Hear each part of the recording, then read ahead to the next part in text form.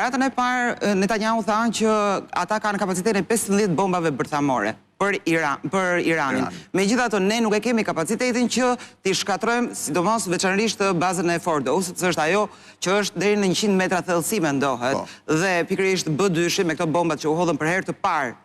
Bombat e përdorura janë përdorur për herë të parë në Fordo. 6 janë hedhur në Fordo, 1 është hedhur në Natanz. Ndërsa në Isfahan... Për herë të parë përdoren bombat këtij kapaciteti? Po, dhe këto bomba kanë nisur përdorim, domethënë të prodhohen... Me një bombë të ngjashme, jo të kësaj përmase u vra dhe Nasrallahu në Beirut. Këto janë bomba, Blendi, që kanë nisur prodhimin e tyre në vitin 2007, paralelisht me nisjen e programit bërthamor të Iranit, kur ai filloi të pasuronte uraniumin.